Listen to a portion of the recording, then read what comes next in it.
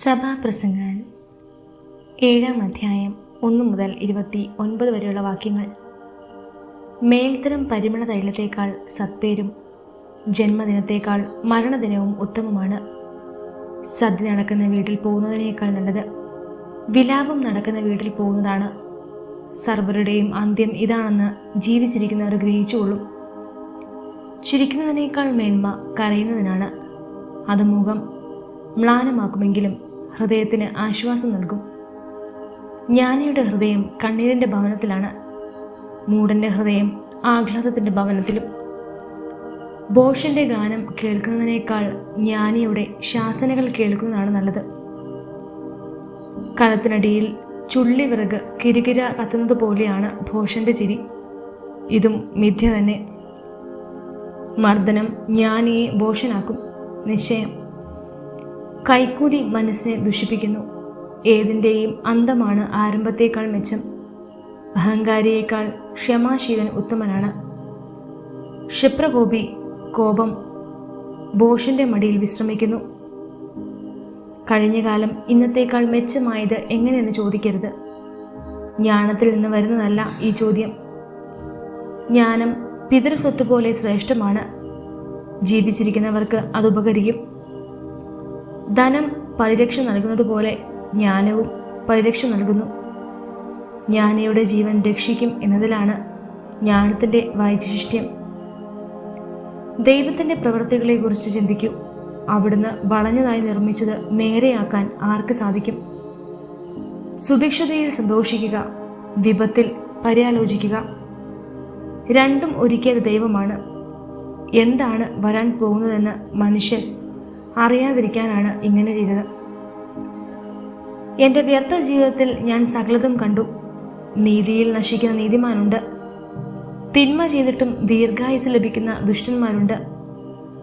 അമിത നീതിയോ അമിത ജ്ഞാനമോ അരുത്. നീ എന്തിനു നിന്നെ തന്നെ നശിപ്പിക്കുന്നു? പരദുഷ്ടനോ മൂഢനോ ആകരുത്. കാലമെത്താതെ നീ മരിക്കുന്നത് എന്തിന്? ഒന്നിൽ പിടിമുറക്കുമ്പോൾ മറ്റേതിൽ നിന്ന് പിടിവിടാതെ സൂക്ഷിക്കണം. ദൈവത്തെ ഭയപ്പെടുന്നവന് രണ്ടിലും വിജയം കിട്ടും. നഗരത്തിലെ 10 ഭരണാധിപന്മാരെക്കാൾ ശക്തി ജ്ഞാനം ജ്ഞാനിക്ക് പകർന്നു കൊടുക്കുന്നു. ഒരിക്കലും പാപം ചെയ്യാതെ നന്മ മാത്രം ചെയ്യുന്ന ഒരു നീതിമാനും ഭൂമുഖത്തില്ല. മനുഷ്യർ പറയുന്നതിനെല്ലാം ചെവി കൊടുക്കരുത്. ചെവി കൊടുത്താൽ നിന്റെ ദാസൻ നിന്നെ ശപിക്കുന്നത് കേട്ടെന്ന് വരും. നീ തന്നെ പലപ്പോഴും അന്യരെ ശപിച്ചിട്ടുള്ളത് നിനക്ക് നന്നായി അറിയാം. ജ്ഞാനം കൊണ്ട് ഞാൻ ഇവയെല്ലാം പരിശോധിച്ചിരിക്കുന്നു.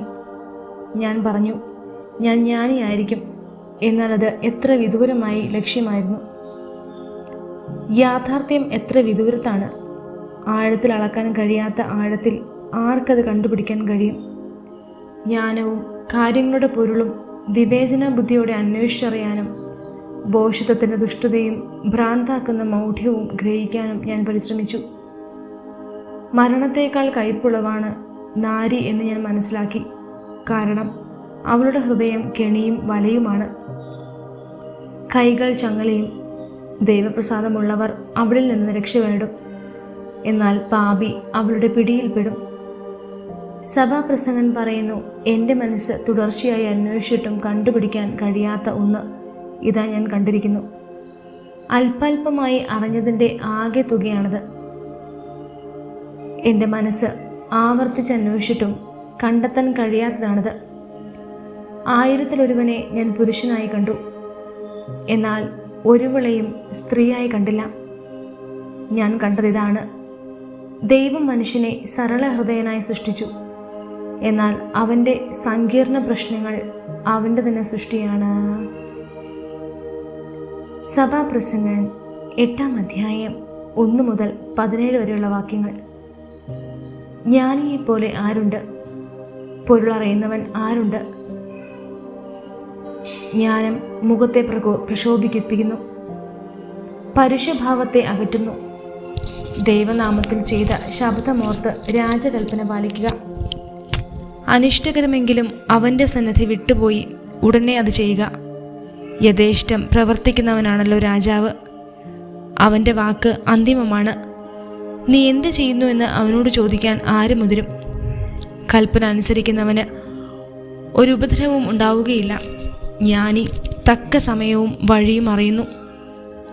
മനുഷ്യജീവിതം ഭാരത്തിന് അടിമപ്പെട്ടതെങ്കിലും ഓരോന്നിനും അതതിൻ്റെ സമയവും നീതിയുമുണ്ട്.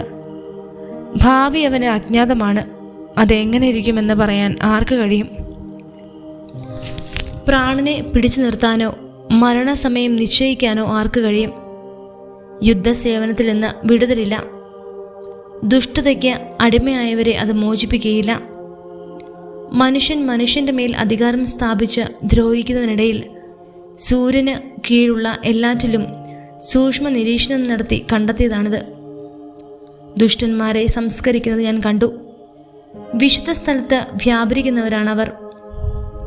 ഇതൊക്കെ ചെയ്ത് തങ്ങളുടെ നഗരത്തിൽ അവർ ശ്ലാഘിക്കപ്പെട്ടിരുന്നു. ഇതും മിഥ്യ തന്നെ. തിന്മയ്ക്കുള്ള ശിക്ഷ ഉടൻ നടപ്പാക്കുന്നതിനാൽ മനുഷ്യമക്കളുടെ ഹൃദയം അതിൽ മുഴുകുന്നു.